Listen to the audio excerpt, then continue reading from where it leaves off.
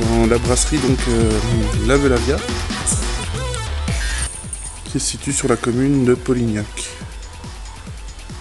Tout à fait. Et donc nous avons droit à une superbe visite commentée. Tu es brasseur de ton état? Voilà, alors à la base je suis brasseur amateur, c'est-à-dire que j'ai fait des études dans le technique, informatique, électrique, puis j'ai continué par du commerce. Et à côté de ça, en fait, je brassais dans mon garage depuis plusieurs années en amateur. C'est comme ça que je me suis formé. Et puis j'ai été licencié au niveau. D'accord. Je travaille dans le solaire en fait et j'ai été licencié parce que le solaire se cassait un peu la gueule. Et du coup, j'ai décidé de m'adonner à ma passion et de rentrer dans une brasserie. Alors on est ici en Auvergne et toi tu viens d'une toute autre région. Voilà, les Yvelines, la région parisienne. Yes. C'est le dépaysement total. D'accord.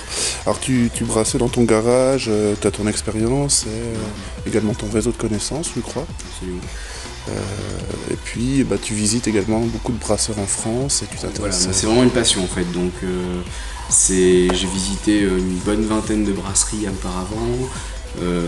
J'ai dégusté des centaines de bières belges, allemandes, un peu tous les pays sur différentes fêtes, festivals ou différents bars. D'accord. Voilà, donc je me suis formé petit à petit comme ça en découvrant différentes choses et puis en me renseignant auprès de différentes personnes. Ouais. Voilà, et puis beaucoup aussi grâce à mon frère qui lui est en école d'ingé agroalimentaire. Ah oui. Voilà, qui lui s'y connaît pas mal dans tous ces domaines-là. Oui, mais on verra que c'est un domaine super important. Tout comme un peu ce qui est relève de la chimie ou de plus la biologie. Biologie, chimie, tout ça. D'accord. Toute la partie que j'ai pas en fait. D'accord. Et puis, qu'est-ce qu'on peut dire que ici, vous vous appuyez donc pour la Velavia sur un orge local et très particulier. Voilà. Alors en fait, ce qui se passe, c'est que à la base, la région où on est, contrairement à ce qu'on pourrait croire, était vraiment une région brassicole. C'est-à-dire que c'était vraiment tout tournait autour de la bière. Enfin pas tout, mais une grosse partie de l'économie tournait autour de la bière. D'accord. En fait, à l'époque, donc les agriculteurs vivaient sur les plateaux au sud du département. Ils récoltaient leur propre récolte, ils se nourrissaient de ce qu'ils récoltaient, ils faisaient leurs petits élevages. Et à côté, en fait, pour faire un peu plus d'argent, ils cultivaient de l'orge brassicole. Donc la Ponote, la Velavia et la Gloire du Velay, qui étaient les trois races d'orge les plus réputées dans la région. D'accord. Ces orges étaient ensuite descendues sur les bords de Loire et de l'Allier, donc où il y avait toutes les malteries à l'époque. L'orge était malté, il était ensuite revendu sur toute l'Europe. C'était des orges très très réputées pour la bière. Donc, il y avait aussi quelques brasseries sur la région du Puy, on y faisait aussi de la bière. Et ce qui se passe, c'est que au fur et à mesure, ces orges ont été un peu délaissées parce qu'ils avaient des très mauvais rendements. Et ils ont été remplacés par des orges plus intéressants au niveau du rendement. Ils ont été aussi supprimés pour y mettre des animaux. Parce qu'on arrive donc fin de la guerre. C'était la période où il fallait vraiment promouvoir la viande, tout le monde devait manger de la viande. Donc ça devenait plus intéressant pour eux de faire de la viande. Donc ils ont vraiment abandonné ces orges. En plus de ça, les malteries qui sont des entreprises, enfin des usines gourmandes en énergie, en eau, ont commencé à fermer leurs portes petit à petit, elles sont toutes parties. Et du coup, ça a vraiment tué tout ce qui était enfin tout ce qui tournait autour de la bière. Voilà.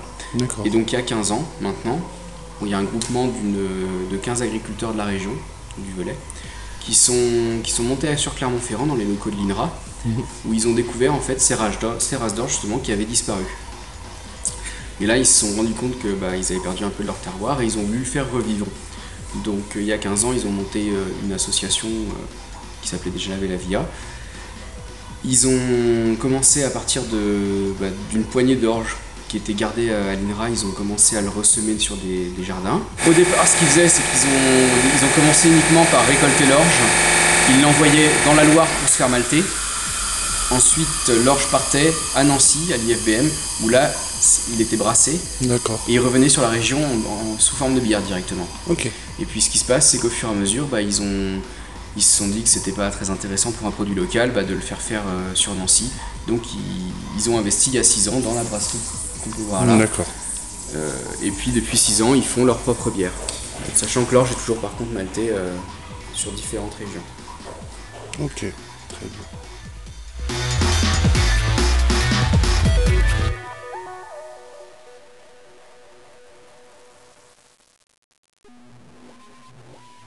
Pour une visite de cet atelier, un peu des notions de la fabrication, comment élabore-t-on? Alors pour la bière, déjà, l'élément principal, ça va être le malt d'orge. Alors je vous ai parlé de l'orge juste avant, que nous avions dans la région, qu'on travaillait ici. Et pour pouvoir l'utiliser, on va pas pouvoir l'utiliser pur, il va falloir le malter. Alors le malter, ça consiste en fait à le faire germer. Pour ça, on va l'envoyer dans des malteries. Donc, pour nous ici, pour l'instant, ça va être l'IFBM, l'Institut Français des Bières et Maltes. Où là-bas, ils vont l'étendre dans des grandes pièces, ils vont l'immerger pour pouvoir le faire germer. Une fois que les germes commencent à sortir, ils vont le retirer et le mettre dans des salles chauffantes, où là ils vont le faire sécher. Yes. Ensuite ils vont séparer les germes du grain. Bon, les germes seront jetés ou de nos animaux, peu importe. Et ensuite, ce grain va être torréfié à différents stades pour obtenir différents types de grains. Donc on va avoir du grain blanc, donc le grain qui va pas être torréfié en fait, qui va nous servir de base. On va le retrouver sur toutes les bières. Voilà. Donc principalement dans la blonde, c'est ce qui va donner à la bière cet aspect un peu jaune, ce goût de céréales qu'on va sentir au fond. On va ensuite avoir des grains légèrement torréfiés, qui vont être torréfiés et laissés dans l'eau en même temps, ce qui va leur donner un aspect caramel. Voilà, ils vont avoir un petit goût de caramel, un aspect un petit peu marron. Et là, ça va nous permettre de relever un peu le goût des bières. Donc particulièrement pour la lambrée, qui va être une bière avec un fort taux de grain caramel. C'est pour ça que la lambrée va avoir ce petit goût caramélisé qu'on va retrouver. Ensuite, on va avoir le grain torréfié vraiment noir. Là, ça va nous servir à faire des bières brunes et des bières stout. Donc ça va être un grain qui va avoir un petit goût de café en fait. Alors, pendant la guerre, on s'en servait pour faire du café, donc voilà. C'est pour ça qu'on va retrouver dans les bières ce goût de café sur tout ce qui est bière brune, bière stout, donc les stout, c'est un peu les bières anglaises noires, comme la Guinness par exemple, la plus connue. Et puis ensuite, donc on va avoir, je vous disais, du malt d'orge, mais on va aussi avoir du malt de blé. Donc le blé, lui, va nous servir à faire des bières blanches plutôt. Ça va nous donner un aspect à la bière qui va être légèrement plus clair, un peu voilé, et ça va donner des goûts un peu plus fades, enfin un peu moins prononcés, ce qui fait qu'on va compenser souvent avec des levures plus aromatisées, qui tendent légèrement vers le fruit, donc agrumes plutôt. Et c'est pour ça que vous allez souvent retrouver des bières qui vont avoir des goûts un peu, je vous disais, un peu d'orange ou de citron. D'accord. On va pouvoir aussi utiliser plein d'autres céréales. Nous, on ne les utilise pas ici, mais vous allez pouvoir mettre de l'avoine, du seigle. Enfin là, après, ça va être en fonction des brasseurs. Chacun met ce qu'il veut dans la bière. Voilà. Donc, pour la fabrication de la bière ici, nous, on va commencer dans cette cuve-là, qui est la cuve d'infusion. Donc, dans cette cuve, on va lui mettre le malt qu'on va concasser auparavant. On va lui mettre de l'eau. Alors pour vous donner un ordre d'idée, il faut savoir qu'ici dans cette cuve on va mettre 700 litres d'eau et 200 kg de céréales. Ça me donne à peu près les doses. Et puis on a une hélice au fond qui va brasser le tout et on va commencer à monter à différents paliers de température. Donc ces paliers vont nous permettre de récupérer le sucre des céréales. Voilà. Donc les paliers sont toujours plus ou moins les mêmes pour les brasseries. On va avoir le palier de 45 degrés, un autre palier de 62, un de 72 et un dernier de 78 pour stopper la récupération de sucre. Donc là, notre petit mélange va durer à peu près 1h30, on va brasser le tout. Donc le métier de brasseur vient de là, entre autres. C'est-à-dire qu'avant, on brassait à la main, et ça se fait encore. Ici, j'ai pas besoin parce que j'ai du beau matériel automatisé, donc je brasse un petit peu la surface, mais ça s'arrête là. D'accord. L'hélice va faire le reste. Donc au bout d'1h30, on va récupérer une espèce de purée, une espèce de grosse soupe de céréales, qui va être très sucrée. Et en fait, on va tout faire passer avec la pompe et le jeu de vanne dans cette cuve-là. Donc celle-ci, c'est la cuve de filtrage. Voilà. Donc en fait, tout notre grain va arriver, avec nos jus, va arriver sur la grille. On va récupérer le jus sous la grille. Et au départ, on va récupérer un jus un peu opaque. Donc ça va être vraiment un jus de céréales, ça va être très foncé, il n'y aura pas de travers. Et ce qui se passe en fait, c'est qu'il est chargé de particules. Donc nous, le but, ça va être de l'éclaircir pour obtenir quelque chose qu'on puisse travailler en fait, tout simplement. Parce que sinon, ça va faire toute soupe, ça va être terrible. Donc ce qu'on fait, c'est qu'on va faire passer notre liquide dans la cuve plusieurs fois, en boucle. Les céréales concassées, elles vont servir de filtre, elles vont récupérer toutes les particules dans le jus. Et on va faire ça jusqu'à ce qu'on obtienne un jus clair. Voilà, qui se rapproche déjà de la bière. Donc ça va être vraiment c'est un jus de céréales. C'est sucré, ça se boit, c'est bon. C'est vraiment la base de la bière. Donc une fois que notre jus est suffisamment clair, on va le refaire passer dans la cuve d'infusion. Donc j'aurai entre temps, j'aurai passé un petit coup de gel pour les nettoyer. D'accord. Donc là on va y rentrer notre jus. On va rajouter de l'eau chaude dans la cuve de filtration jusqu'à obtenir la quantité souhaitée. Alors au début je vous disais, je pars sur 700 litres d'eau, 200 kg de céréales. Moi je vais récupérer 1000 litres de jus à ce moment-là. Là, je vais monter ma température à peu près 96-97 degrés pour que la bière rentre, enfin le départ de bière rentre en ébullition. Et c'est à ce moment-là que va intervenir tout ce qui est l'aromatisation de la bière. Voilà. Donc pour commencer, je vais mettre une première dose de houblon. Une dose qui va me servir à amériser la bière. Donc on va prendre un houblon qui est plutôt amer. Pour le houblon, on en a ici, si vous voulez voir ce que c'est. Le houblon, en fait, contrairement à ce qu'on va croire, c'est pas une céréale, c'est vraiment une plante grimpante. D'accord. Voilà, qui fait des petites fleurs. Donc on va retrouver en particulier en Allemagne, en République tchèque, Slovaquie, Angleterre et États-Unis. C'est vraiment les plus gros producteurs de houblon. En France, on en a beaucoup en Alsace. Ça va se retrouver aussi à l'état sauvage, un peu partout en France, au bord des rivières. On le voit, ça grimpe autour des arbres en fait. D'accord. C'est la fleur qui est utilisée? Absolument. Voilà. Sur le houblon, on va utiliser la fleur. Donc on va avoir différents types de houblon, des plutôt amers, d'autres plutôt fruités, aromatisés.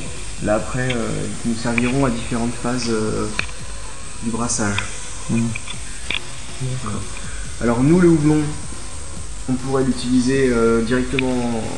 On pourrait directement utiliser les fleurs telles quelles, les mettre dans un grand sachet et les faire infuser.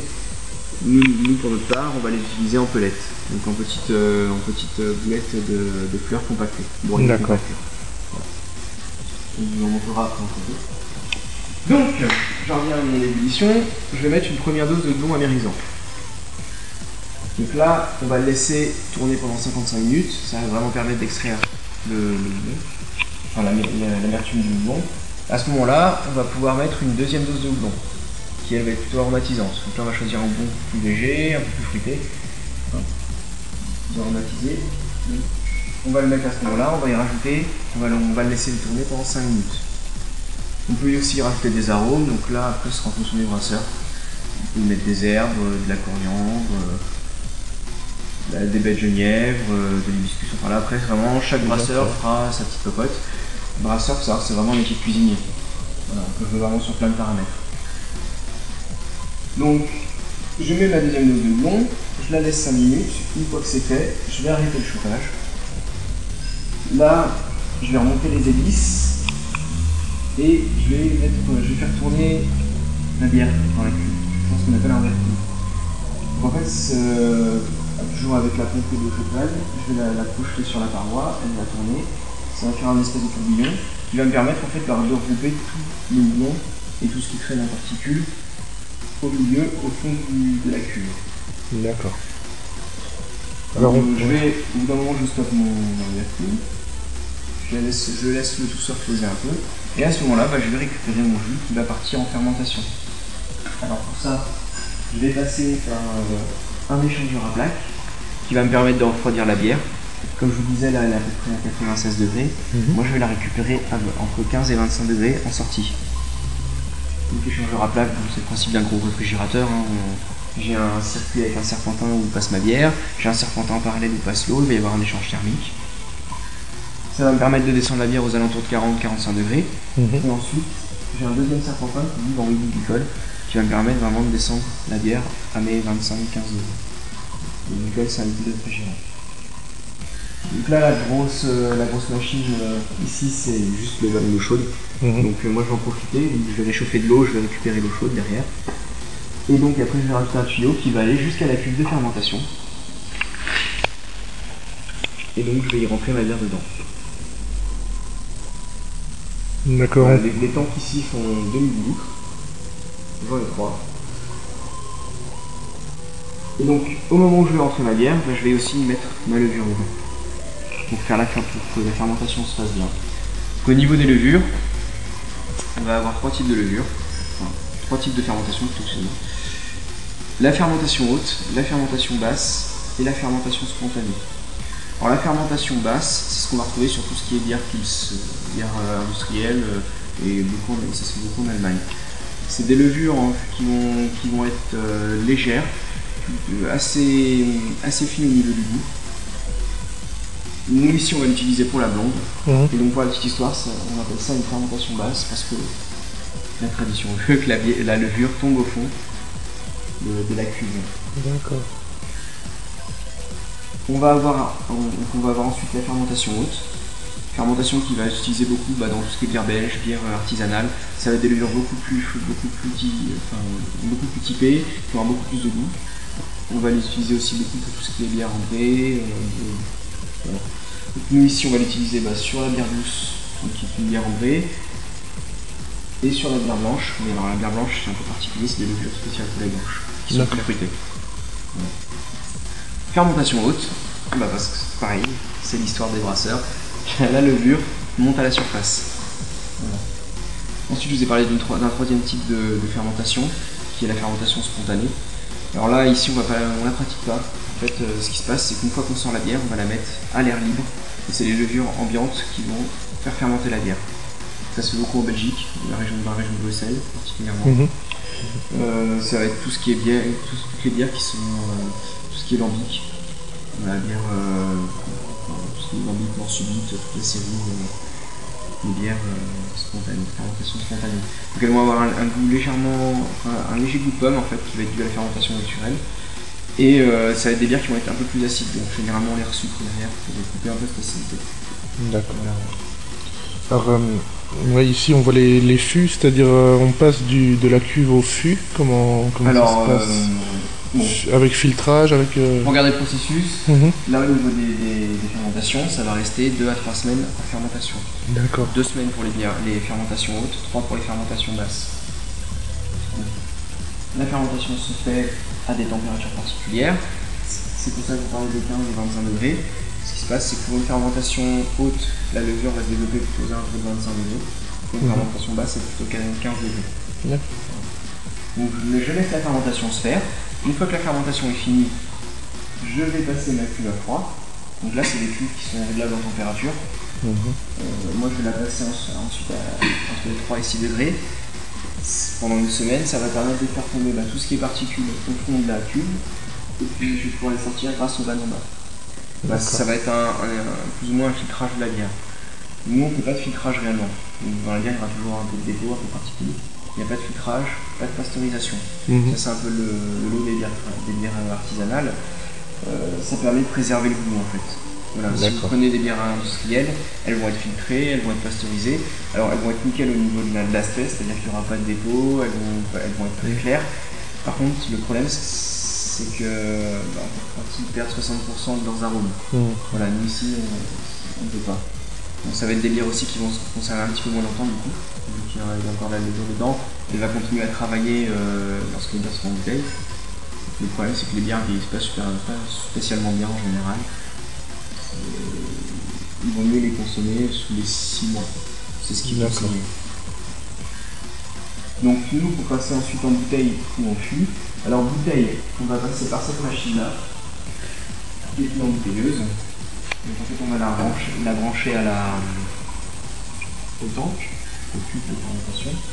Derrière on va y injecter du CO2, et puis on met une bouteille.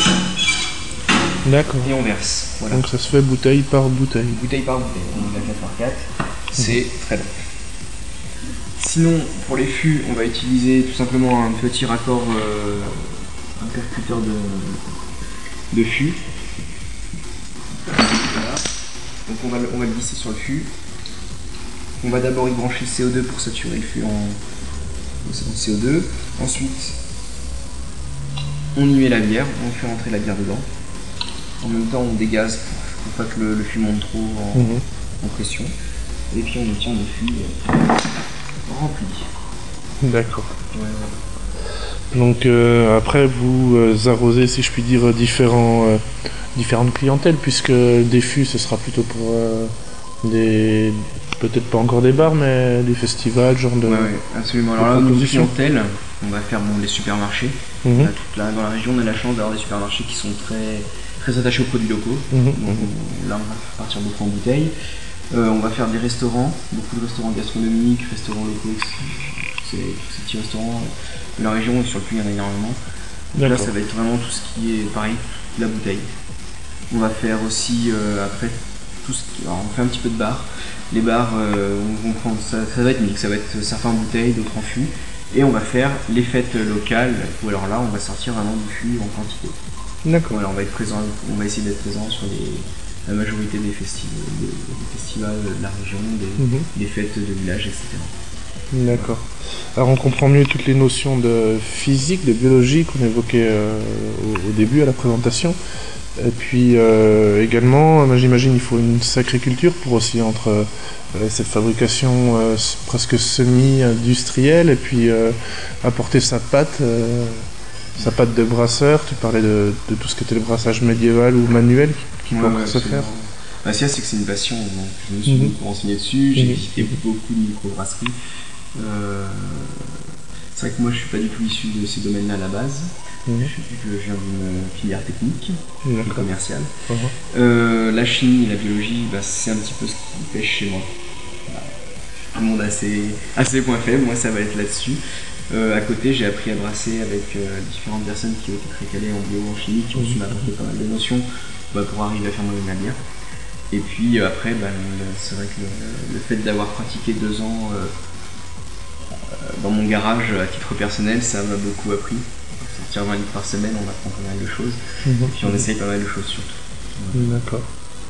Et puis une certaine curiosité pour voir tout ce qui se fait actuellement, parce qu'il y a énormément de micro-brasseries. C'est important de surveiller la concurrence. Et puis même si c'est un domaine où il y a la concurrence, c'est très fair play en fait. C'est-à-dire que les brasseurs ont tendance à beaucoup échanger, beaucoup se rencontrer déjà, c'est déjà important. Faire connaissance, à échanger des conseils, à échanger les bières aussi pour qu'on puisse goûter un peu de tout. Donc c'est des domaines où on peut évoluer assez vite là-dessus. C'est qu'on s'ouvre beaucoup. Enfin, si on aime la bière, c'est facile de découvrir un peu tout ce qui se fait et puis d'en apprendre plus chaque jour. D'accord. Je te remercie en tout cas pour tous ces précieux conseils. Et puis on va aller goûter ce but de